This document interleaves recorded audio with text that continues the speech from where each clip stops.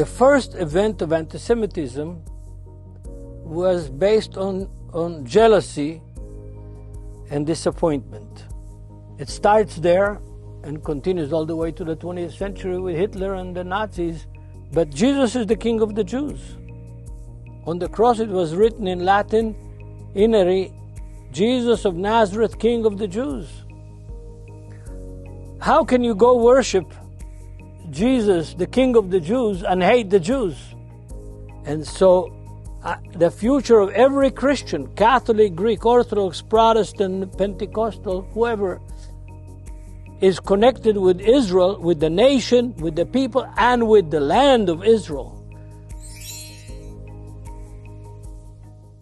하나님을 모르는 사람들, 성경을 모르는 사람들이 이렇게 반유대주의 하는 거는 그렇다 치더라도 한국교회 같은 경우는 그 교회에서도 또는 예수님을 믿는 사람들 중에서도 이거는 좀 아니지 않느냐 하는 그렇게 이스라엘에 대해서 네거티브한 생각을 갖는 반이스라엘, 반유대주의 이런 생각을 갖는 사람도 교회 안에도 있거든요.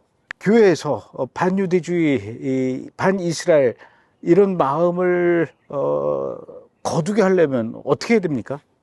Well, anti-Semitism was not born in the church.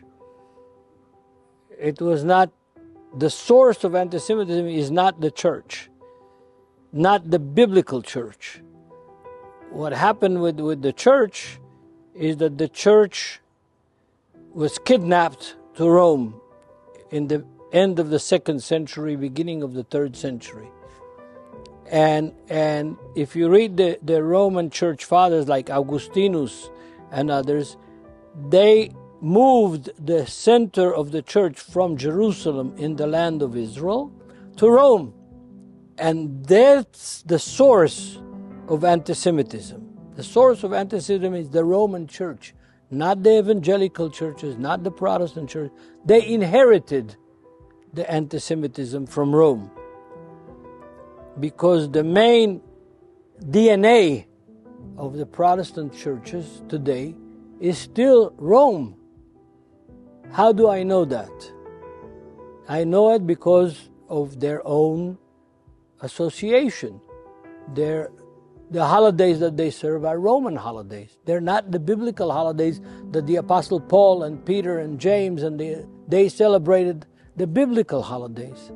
And the church is commanded to celebrate the Passover. The Gentiles are commanded in 1 Corinthians 5.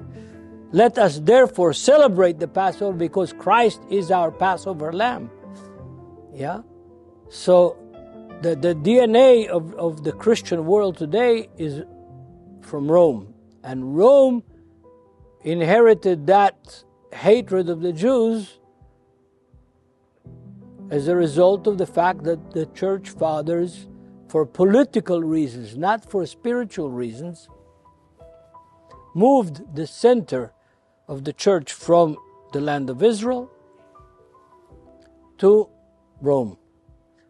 And the Protestants are all born in Rome. Luther was a Roman priest. Calvin was a Roman Catholic priest. Meno, Hus, Zwingli, they were all Roman Catholic priests. So they brought with them that anti-Jewish attitude with the excuse that the Jews killed Jesus. But, first of all, the Jews did not kill Jesus. Second of all, the death of Jesus, the only one to blame for the death of Jesus is God Himself, God the Father. How do I know that? Because you have Isaiah 53, you've got Zechariah's prophecies, you've got 800 years before Jesus was born, God already made the plan that by His stripes we are healed. By His stripes our sins are forgiven. Isaiah lived 800 years before Jesus was born. Yeah, and Isaiah is not the only one. We've got Zechariah, we've got Micah, we've got lots of prophecies that talk about the Messiah suffering for humanity, for me and you, even for the Japanese, even for the Germans, even for the Arabs. Yeah? And so this excuse that the Jews killed Jesus is, first of all, not true. And second of all, it's totally ignorant of God's promises to the world. Hundreds of years before the birth of Jesus. So the idea of anti-Semitism that the Jews are the Christ killers, it's completely false, based on false ideas, based on lies. Yeah? And you know, the reason that we started to fight, that we dedicated to fight anti-Semitism internationally now, is very simple. If you hear the Jews talking about anti-Semitism, you know what it is? Oy, what a terrible thing is for the Gentiles to hate us. The Jews complain to the Jews about anti-Semitism. No Jew goes inside the churches and talks about anti-Semitism. I don't know of a single Jew that goes to the church and tells the church, you're wrong. You should love the Jews. They are the future. And Rome is the past. Yeah? Jesus is coming back to the land of Israel. He's not coming back. He never visited Rome as far as I know. He's coming back to Jerusalem, to the Mount of Olives, from where he descended. Where he ascended, that's where he's going to descend. So yes, it's a very important thing, and we believe that it is the Messianic, the job of the Messianic Jews to be the bridge between the traditional European-based church from Rome or from Germany or from Switzerland back to the land of Israel and to the people of Israel, because that's where Jesus is coming back. And I don't know when he's coming back, but I know he's coming back for sure. And there will be a new heavens and a new earth. That's from Isaiah. And there will be a new Jerusalem. That's also from Isaiah and from Zechariah. And the nations will have to come, in Zechariah 14, to Israel every Feast of Tabernacles if they want to have rain in Korea. The Koreans will have to come and worship God of Israel in Jerusalem. 물론 이제 장로님이나 뭐 저는 당연히 이스라엘 편에 서고 프로 이스라엘인데, 한국의 많은 교회들이 요즘은 많이 그래도 이스라엘 편을 드는데 아직까지도 이렇게 이스라엘 편에 서지 않는 그런 교회들이 있어요. 그렇게 이스라엘 편에 서는 교회와 이스라엘 편에 서지 않는 교회, 이 두 종류로 이렇게 갈려지는 것이 마지막 때에 어떤 선과 악으로 나뉘어지는 것, 그리고 양과 염소로 나뉘어지는 것, 이렇게 연결지어도 되는 겁니까? I think that it's the question is too big, because there are lambs and goats. There are going to be people that go to hell and people that are going to heaven. That's a biblical given. It's a biblical fact. But who is going to go to heaven and who is not? I would be a false prophet if I even attempted to answer this question, because I don't know. I don't know who is a goat and who is a sheep. And I don't know, what it takes for a goat to become a sheep. Yeah. But I know this, knowing the history of the church, in ancient time and in modern time as well, that churches are changing. Churches are changing. I remember the first time I went to Korea to the Onuri Church, when Pastor Ha was alive. He visited our congregation first. He came to our congregation with a group of pastors and elders and invited me to come to Korea. And I know that they had a supernatural interest and love for Jewish people in Onuri. Pastor Ha, personally, not everybody. Not all the pastors, Pastor Ha, had that kind of supernatural revelation to love the Jewish people and to love Israel. People change. I met people, professors of theology in the best seminaries in Korea, One of them was an anti-Semite, graduated from a very famous American university, got his PhD from America, and he was an anti-Semite. But I publicly argued with him and publicly showed him that it was wrong, that he's wrong. Later on, one of the professors who graduated from the Hebrew University here, there were two professors at that seminary that got their PhD in Jerusalem, wrote me that he talked to that professor that got his PhD from Stanford in America, and that he changed his mind. He read some of my commentaries on the book of Acts, and he changed his mind. So people can change. Who is a goat today, tomorrow he may be a sheep. Yeah, and somebody who's a sheep today, tomorrow he could become a goat. We don't know these things. But I do know this, that if you hate Jews, there will be a lot of Jews in heaven. 그런데 한국에는 그 교인도 막 몇천 명 되고 몇만 명 되는 큰 교회도 있어요. 물론 이제 하나님이 축복해 주셔서 그렇게 교회가 크게 성장을 했을 거고, 그렇게 많은 교인들이 함께 모여서 뜨겁게 기도하고 또 헌금도 많이 해서 선교도 많이 하고, 그러나 그런 교회도 이스라엘 편에 서지 않고 프로 이스라엘이 되지 않고, 장로님께서 말씀하셨던 것처럼 이렇게 안티세미티즘으로 됐을 때 그런 교회도 하나님께서 축복하실까요? If I was God, I could answer your question. But I'm not God. But, there's a strange question. Because we've got people that were blessed that were not pro-Israel. We've got people that their land was blessed, their people were blessed, and they were not pro-Israel. Joseph was in jail 20 years in Egypt. Then he became assistant to Pharaoh, second to Pharaoh. And Pharaoh was not exactly a pro-Jewish king. Especially that Pharaoh, if we are right on the chronology, then that Pharaoh was definitely not pro-Jewish. But he was blessed and his land was blessed because they heard the divine wisdom that God gave Joseph. And today, that is a very strange phenomenon because there are a lot of anti-Semites, very famous ones, very rich ones in America. I mean, I don't know that many people in Korea, only people from church. But in America, I know that some of the most rich people in America are anti-Semites, but they are changing. You know why they're changing?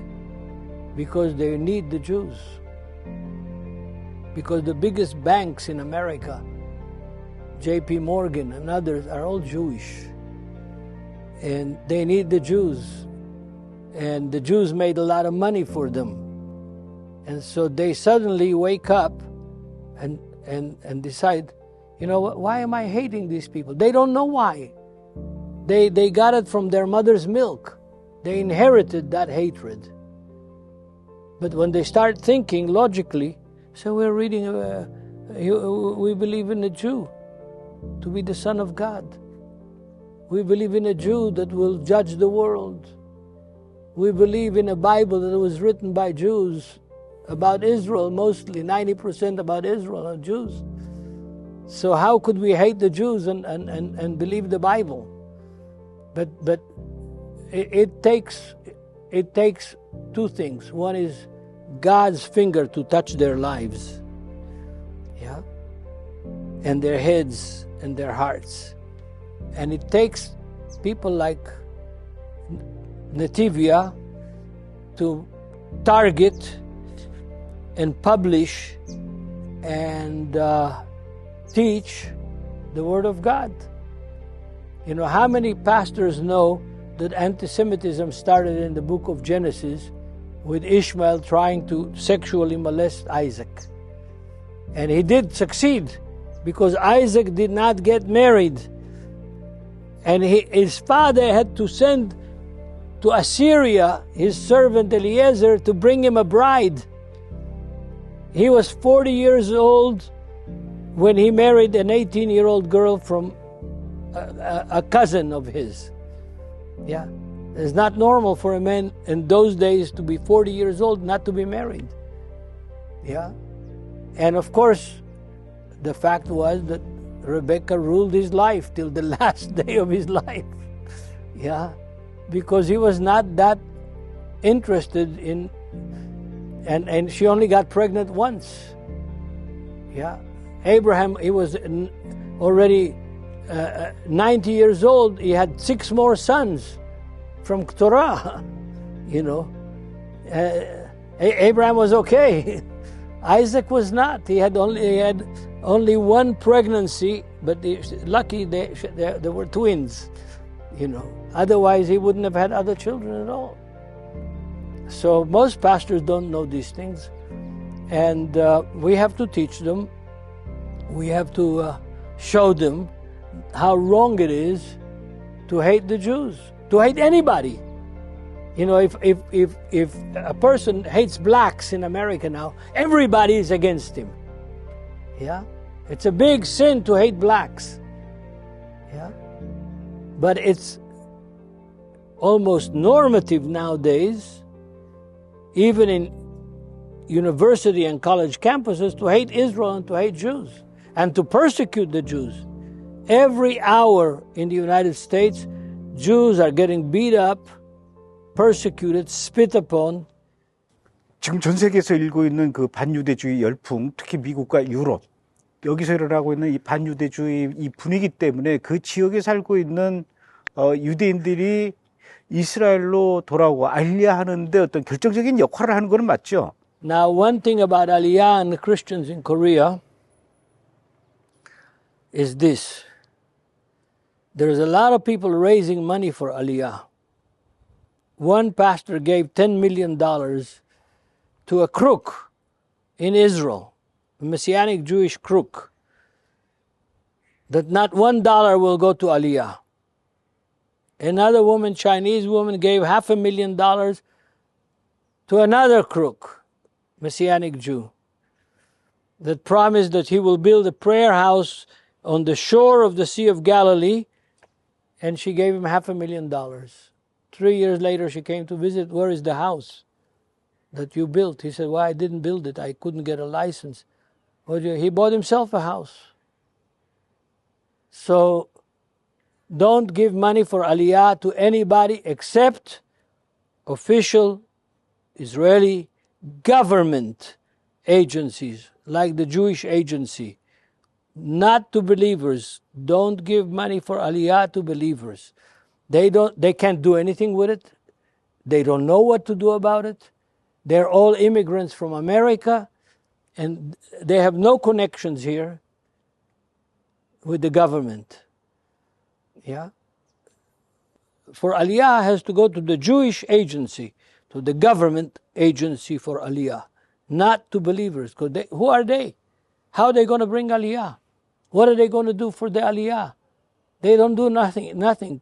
They can't give visas, they can't give permits, they can't make housing, they can't do anything.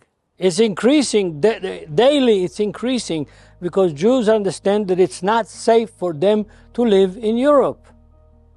Europe is worse than America. Anti-Semitism is much stronger in Europe than it is in America. Jews from France and Belgium are making Aliyah and have made Aliyah in the last few months by the thousands. Jews are realizing that it's not safe for them to live in Europe. Why? Because Europe swallowed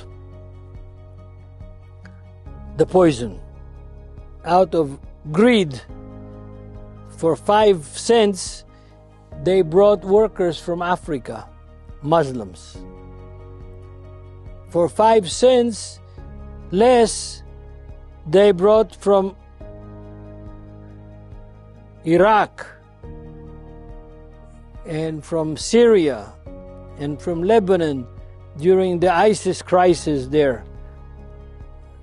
Finland, that had the first time I went to Finland in 1981, there were no Arabs there, no Muslims, maybe 10, 15 families, that was all in 1981. Now it's full because it's a quiet country, it's a beautiful country, good people, good conditions, full of Muslims. And one of our sisters in Finland was a witness to this in a restaurant, in a coffee shop that was in a gas station. There's a restaurant, and they were sitting and eating, and there was a child with roller skates, and he was skating around the tables and pushing people and making noise. And so this sister told him, "Listen, boy, go to your father. This is not a place for skating." So the father got up and said, "You have no right to talk to my son. Today we are a Muslim minority in this land, but in a few years we will be the majority and we will have to educate you." An Arab immigrant telling that to a Finnish woman that's born and raised there, publicly. And the number of Muslims in Finland is smaller percentage than in Germany and in Italy and in France and in Belgium and in Spain and in Portugal. Islam is taking over Europe. It's increasing daily. It's increasing because Jews understand that it's not safe for them to live in Europe. They're getting persecuted. They walk in the streets in Paris, somebody spits on them, some Arab, some Muslim, spits on them. They don't want that. They have a land of the Jews here in the land of Israel, and they can live Jewish freely. We're not taking into account the war with the Palestinians in Gaza or in the West Bank or with the Hezbollah in the north. We have problems here too. But as a Jew, this is your home. Yes, there is aliyah, a lot of young people, not old people. The rich old Americans don't come, but their children come. A lot. 장로님, 그러면 우리가 반유대주의가 사라지게 하려면은 어떤 식으로 기도를 하는 게 좋을까요? First of all, pray for the Jews to find peace wherever they are. And those that understand the situation, let their children come to Israel and make aliyah and build a new life. That's what you should pray. As far as anti-Semitism, prayer is not enough. I think that prayer is very important, and you should definitely pray against the spirit of the devil that is using anti-Semitism to harm the church. Because if a church cuts its roots from the land of Israel and from the people of Israel and from the history of Israel, it will be a church without roots. And a church without roots, every wind will sweep it away. And I could tell you cases like this in history in which it happened. Some of the most anti-Semitic churches in America are churches that started to celebrate the Shabbat, like the Seventh-day Adventist and others. They're the most anti-Semitic. Why? Because they cut themselves off from Israel and from the Jewish community and from the Jews, and they believe in replacement theology and supersessionism, and that they are now the only denomination that is right with God. The Baptists, the Pentecostals, the Charismatics, the Presbyterians, the Methodists, they're all wrong. only they are right. And so that's what happens when you don't have roots. And the roots of the church, of the early church, are in the Jewish people and in the land of Israel. 장로님 오늘 이렇게 피곤하실 텐데 긴 시간 저하고 이렇게 인터뷰에 응해 주셔서 너무 감사하고요.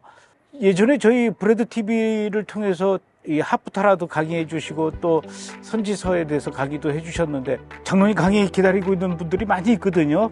꼭 다시 강의 좀 들었으면 좋겠고요. 그러기 위해서 장로님 건강하셔야 됩니다. 오늘 이렇게 인터뷰에 응해 주셔서 감사합니다. Thank you very much.